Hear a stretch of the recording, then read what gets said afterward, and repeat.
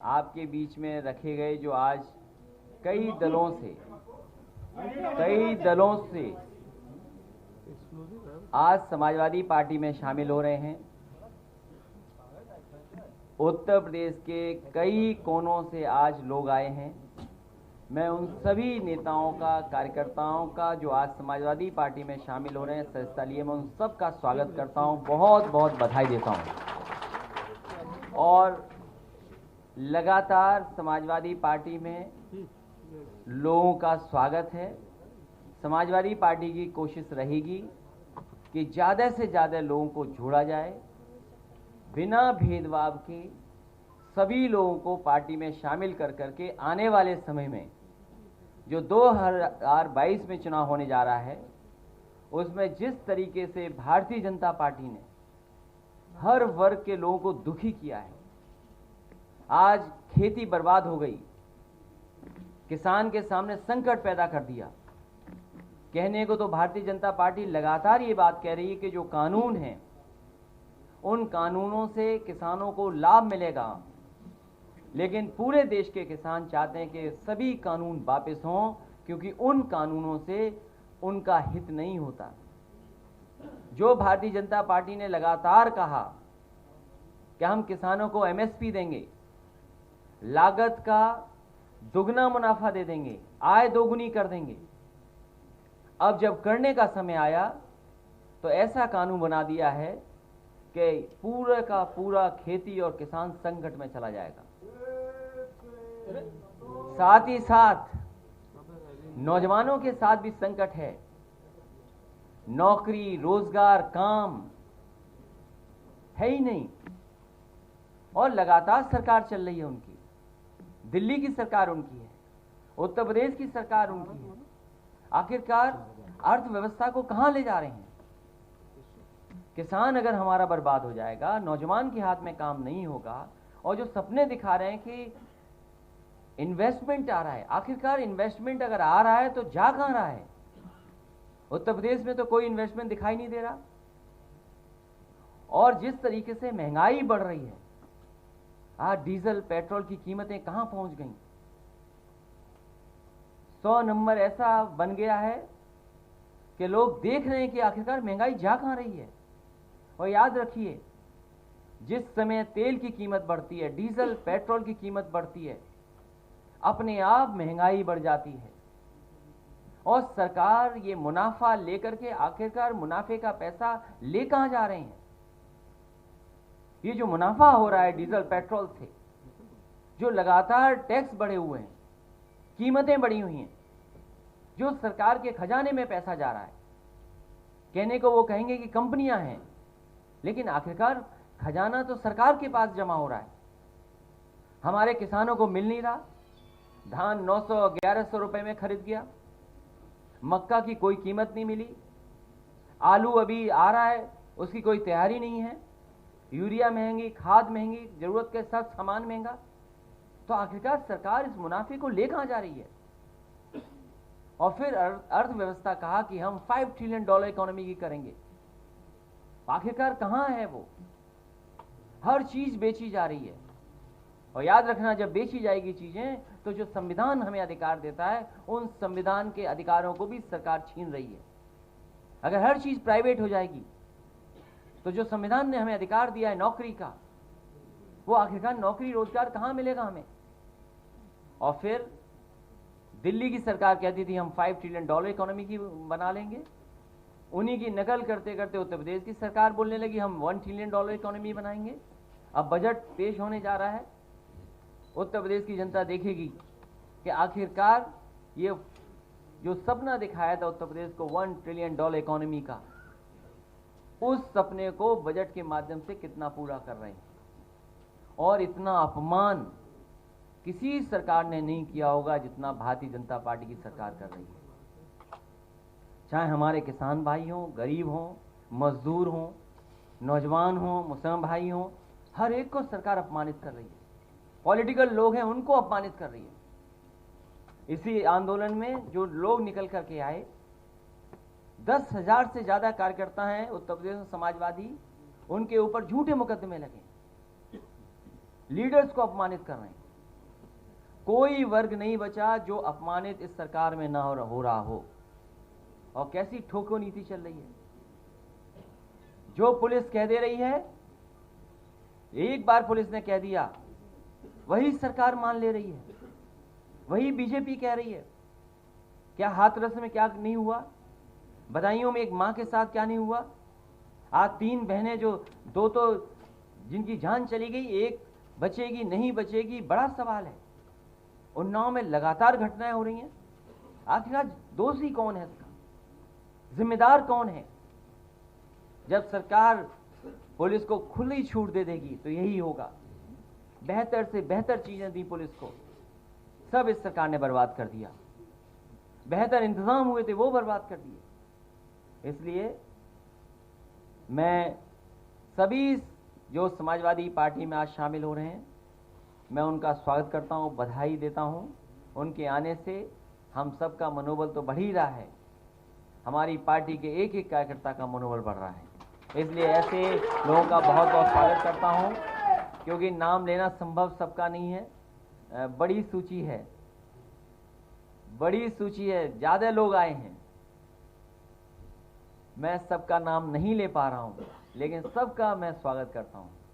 और विशेष स्वागत आर.के. चौधरी जी का करता हूं। विशेष स्वागत है हमारे तिलोई के सभी नेताओं का जो महत्वपूर्ण जिम्मेदार हैं पदों पर, उनका भी, सलोन का भी। मैं ये पहले भी पार्टी में थे और फिर पार्टी में आ गए, तो ऐसे बहुत सारे साथी हैं जो कहीं ना कहीं चले गए थे, अब दोबारा समाजवादी पार्टी में आ रहे हैं। मुझे खुशी इस बात की है कि अब बूथ लगातार हम लोग ज्यादा जीतेंगे। जब ज्यादा कार्यकर्ता होंगे, ज्यादा नेता पार्टी में होंगे, चाहे बड़ी जगह पहुंचे न पहुंचे, लेकिन बूथ पे लड़ने वाले हमें कार्यकर्ता नेता मिल रहे हैं, ये सबसे खुशी की बात है। बहुत बहुत बधाई सभी लोगों को। अरे नेताजी बैठ जाइए। 1 मिनट आप लोग बैठिए, आप लोग बैठिए। बैठिए बैठिए, अभी प्रेस कॉन्फ्रेंस चल रही महाराज। अरे नेताजी बैठिए please. IP Singh ji 1 minute रुक जाना, 1 मिनट रुक जाना।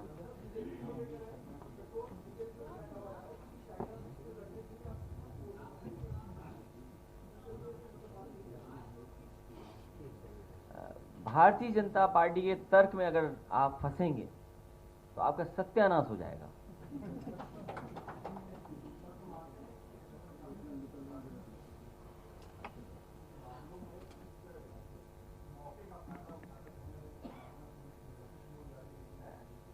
जौनपुर की घटना आपको पता होगा। जौनपुर की घटना जो हुई है कि पुलिस ने पिटाई की, और जब पुलिस को पता लगा कि अब ये बच नहीं सकता, इसकी जान जा सकती है, तो सुबह तड़के अस्पताल में फेंक करके चले गए। और बाद में क्या हुआ, उस नौजवान की जान चली गई। ये केवल एक घटना नहीं उत्तर प्रदेश में। उत्तर प्रदेश में सबसे ज्यादा कस्टोडियल डेथ हुई हैं, सबसे ज्यादा फेक इनकाउंटर अगर कहीं हुए तो उत्तर प्रदेश में हुए। उसके लिए जिम्मेदार कौन है? क्या राजधानी में नहीं हुई घटनाएं? राजधानी में हत्याएं नहीं हुई? राजधानी लखनऊ में हत्या हुई और दिखावे के लिए एक इनकाउंटर दिखा दिया। क्या सही अपराधी का इनकाउंटर हुआ कि नहीं हुआ? क्या सरकार नहीं जानती कि कौन पीछे था उसके? तो सरकार चिन्हित कर करके अन्याय भी कर रही है, अपमानित भी कर रही है लोगों को। और ये पहले दिन से हो रहा है इस सरकार में, क्योंकि जिस तरीके से पूरे उत्तर प्रदेश में सरकार बनते ही फेक इनकाउंटर का सिलसिला शुरू हुआ था। कौन नहीं जानता? बुलंदशहर में घटना हुई, नोएडा में इनकाउंटर का जो एडमिट था वो भाग गया छोड़ करके। और देखिए यूपी पुलिस की निशाना देखिए कहां लगता है केवल। और फिर उस सरकार के मुख्यमंत्री जिनके ऊपर मुकदमे थे, कोई आप में बैठा हुआ पत्रकार साथी कह सकता है कि नहीं थे मुकदमे? क्या उम्मीद करोगे आप इस सरकार से? और ये पहली सरकार है जो उद्घाटन का उद्घाटन करती है, शिलान्यास का शिलान्यास करती है और एमओयू का एमओयू करती है। एक कदम और आगे चले गए हैं। सरकार ऐसी है जो उद्घाटन का उद्घाटन करती है, शिलान्यास का शिलान्यास करती है, एमओयू का एमओयू कर रही है। अरे कम से कम अपने एमओयू तो उठाते जो खुद ने एमओयू किए थे। 4 लाख करोड़, 5 लाख करोड़, आखिरकार कहाँ है वो पैसा? क्या जमीन पे पहुंचा वो पैसा जो इन्वेस्टमेंट के वादे किए गए थे? बड़ा बड़ा डिफेंस कॉरिडोर के लिए न जाने कैसे कैसे हवाई जहाज, हेलीकॉप्टर इसी लखनऊ में गोमती के किनारे लाए गए थे, जब जरूरत थी भारतीय जनता पार्टी को अपने आप को शोकेस करने के लिए।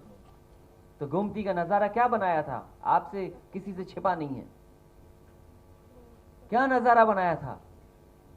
झूठा फंसाना, झूठे मुकदमे लगाना, संस्थाओं को पीछे छोड़ देना। ये तो कांग्रेस पार्टी को भी पीछे छोड़ दिए।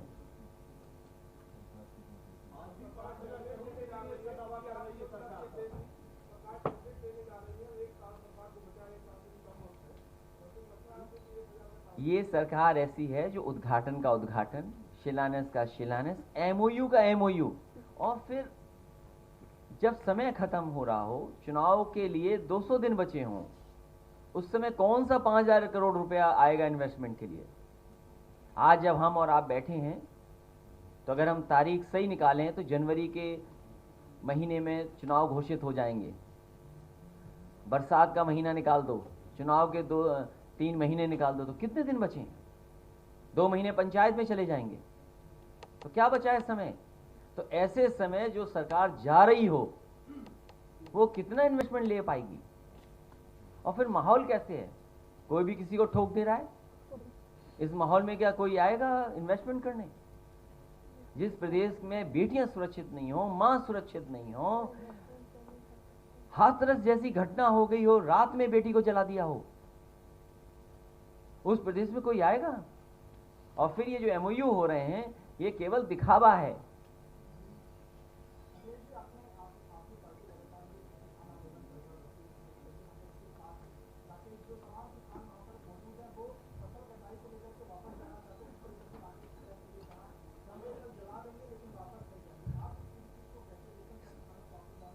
जितने समाजवादी साथी हैं, ये समाजवादी साथी तो हैं ही हैं, लेकिन ये सब किसान हैं। यहाँ जितने बैठे हैं समाजवादी साथी या उत्तर प्रदेश में जितने हैं, सब खेत और किसान हैं सब। हम किसान भी हैं, हम समाजवादी भी हैं, तो खेतीबाड़ी हमें भी है।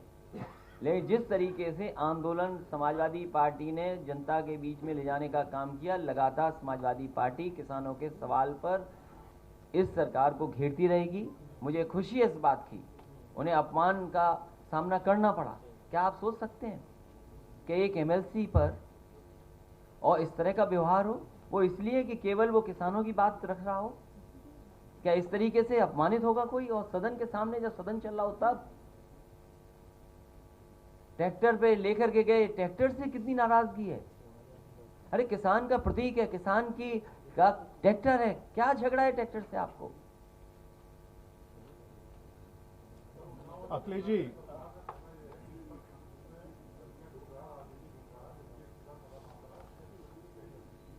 चार साल पूरे हो गए और 4 साल में लगातार विपक्ष इसी तरह ढूंढ रहा है। आपके जो आंकड़े हैं हत्या के, लूट के, बेटियों के, माओं के साथ जो घटनाएं हो रही हैं, उत्तर प्रदेश सबसे आगे दिखाई दे रहा है। क्या ये विपक्ष के आंकड़े हैं? आज जो घटनाएं हो रही हैं, लखनऊ जैसे जगह में हत्या हो जाए, चोरी डकैती हो जाए, या जौनपुर की मैंने घटना बताई आपको, कस्टोडियल डेथ, और केवल ये पहली जौनपुर की घटना नहीं है। मुझे याद है एक नौजवान इसलिए पीट पट करके मार दिया उसके पिताजी को क्योंकि उस नौजवान ने टिकटॉक बना लिया था। उसे पकड़ लिया, उसके पिताजी से पैसा मांगा पुलिस ने, समाजवादी पार्टी खड़ी हो गई, पुलिस को जेल जाना पड़ा। आप पता करिए, कोई एक दिन का है ये आचरण पुलिस का।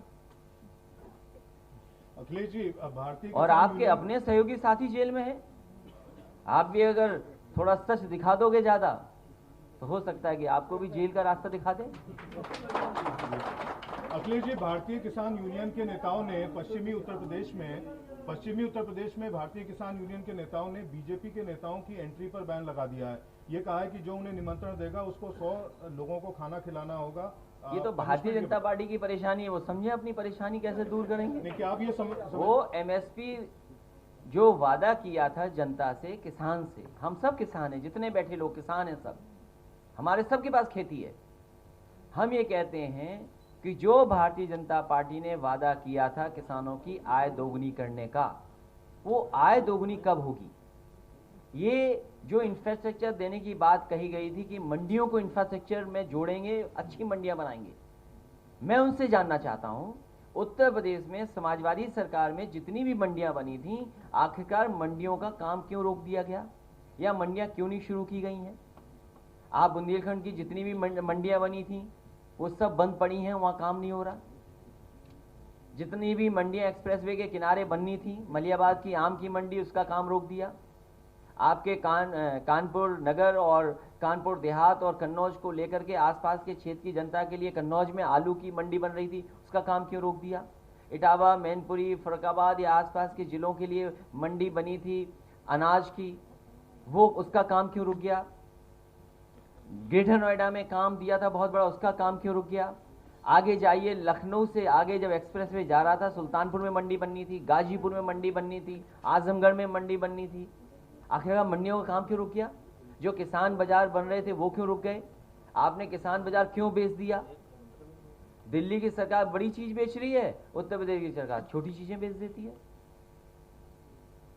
एक सवाल और है Akhilesh ji, popular front of India के नेता ये कह रहे हैं कि जो अयोध्या में मंदिर बन रहा है वो भगवान राम का मंदिर नहीं बन रहा है, आरएसएस का मंदिर बन रहा है। और अपने लोगों से कहा है, पॉपुलर फ्रंट ऑफ इंडिया के नेता कह रहे हैं, वो क्या मैं नहीं जानता हूं कि चंदा ना दें उसके लिए। समाजवादी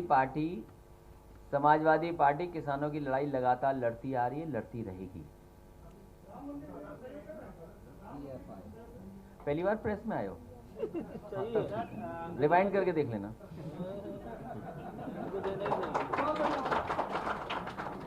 माननीय अध्यक्ष जी, गोरखपुर के सांसद ने मुख्यमंत्री की मौजूदगी में एक बयान दिया है। अरे इनका सवाल हो जाने तो, तुम तो आखिरी में बैठे हो।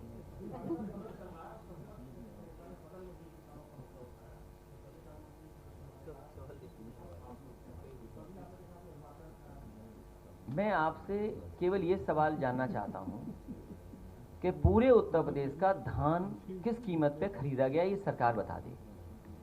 जब पूरे देश के किसान इन तीनों कानूनों के खिलाफ खड़े हैं और ये सरकार कह रही है किसानों के लिए कानून है, और जब किसान नहीं चाहते इस कानून को, तो भारतीय जनता पार्टी जबरदस्ती क्यों कर रही है? आखिरकार किन के लाभ के लिए बना रही है? और मैं आपसे जानना चाहता हूं, आप यहां बैठे हैं, 3 किलोमीटर या 4 किलोमीटर दूर अमूल प्लांट पे जाइए, जो समाजवादी सरकार में लगा था, 5 lakh litre procurement per day का था। आखिरकार गुजरात से मिल्क क्यों आ रहा उस प्लांट के लिए? क्यों लखनऊ के आसपास का मिल्क नहीं लिया जा रहा किसानों का? हम आपसे जानना चाहते हैं, आप जानकारी करिए।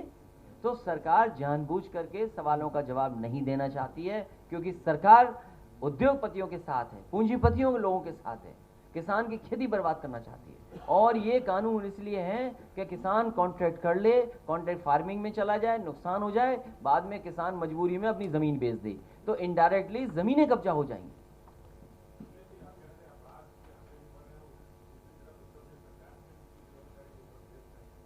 कब बनेगी फिल्म सिटी? ये आखिरी वक्त पे यही सरकार करती है, और कुछ अधिकारी यही काम करवाते हैं। जैसे मैं भी कुछ दिन पहले 1 डिस्ट्रिक्ट 1 प्रोडक्ट सुन रहा था, किसी का इंटरव्यू सुन रहा था, और जैसे ही मैंने इंटरव्यू देखा 1 डिस्ट्रिक्ट 1 प्रोडक्ट का, तो मेरा ख्याल यही आया कि 1 officer loyal to many government.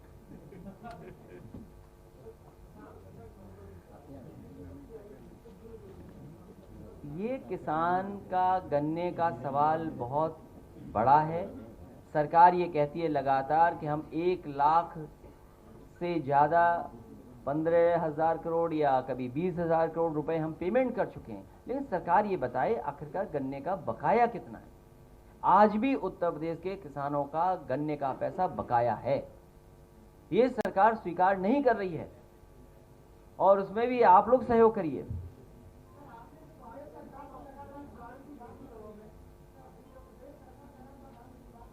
क्या कर रही है? ये जितने किसान हैं, मैं किसी से पूछ सकता हूं, इन पे भी खेती होगी। हमारे विधायक हैं 8 बार के आजमगढ़ के, ये जानते होंगे धान कितने में बिक गया, कितने रुपए में बिक गया धान। और ये नए पार्टी में शामिल हुए हैं, दूसरी पार्टी बताओ धान कितने में खरीदा गया रायबरेली में। और ये बगल में भी तिलोई के बैठे हैं, बताओ धान कितने में खरीदा गया। और बगल में बैठे हैं बहुजन समाज काशीराम जी के नाम से बहुजन समाज पार्टी चलाते वक्त धान कितने में खरीद गया, और ये आप भी जानते हो। और ये बितने बैठे ये किसान जो हैं, बताओ कितने में खरीद गया धान मऊ में। तो बताओ ये सब गलत बोल रहे हैं, केवल भारतीय जनता पार्टी सही बोल रही है।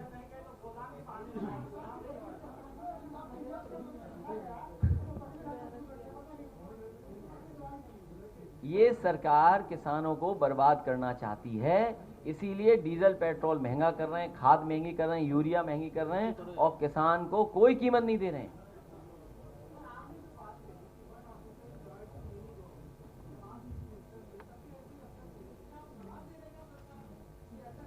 मैं कोई सलाह नहीं दे सकता हूं, अब सरकार बनाऊंगा।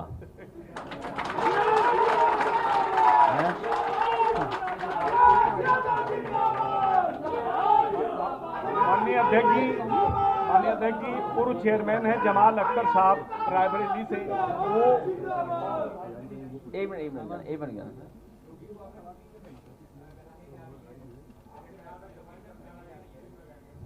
देखिए, वैक्सीन पे बाद में बहुत सारे और नए आर्टिकल्स आ गए, उस बीमारी पे मत फंसिए, न उलझिए। सरकार ने धोखा दिया है जनता को, धोखा देती रहेगी जनता। माननीय अध्यक्ष जी, एक सवाल है मेरा। पंजाब में भारतीय जनता पार्टी का पंचायती चुनाव में सूखा साफ हो गया, अब उत्तर प्रदेश में भी पंचायत के चुनाव में आप किस नजर से पंचायत के चुनाव को देख रहे हैं और क्या तैयारी है इसके लिए? पंचायत के चुनाव में ही परिणाम अच्छा आएगा, और 2022 में उससे कई गुना शानदार परिणाम आने जा रहा है।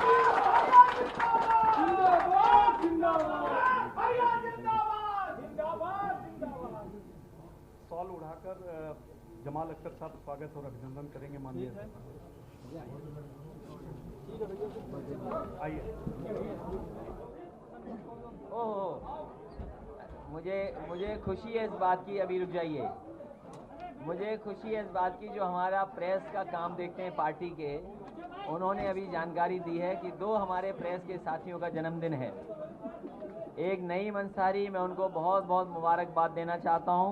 वहीं जयप्रकाश पाठक जी हैं, उनको भी बहुत बहुत मुबारकबाद देना चाहता हूं कि उन दोनों साथियों का आज जन्मदिन है, और उपहार के रूप में एक लिफाफा जरूर स्वीकार करें। ये ऐसा तो नहीं कि साल में 2 बार मनाते हो।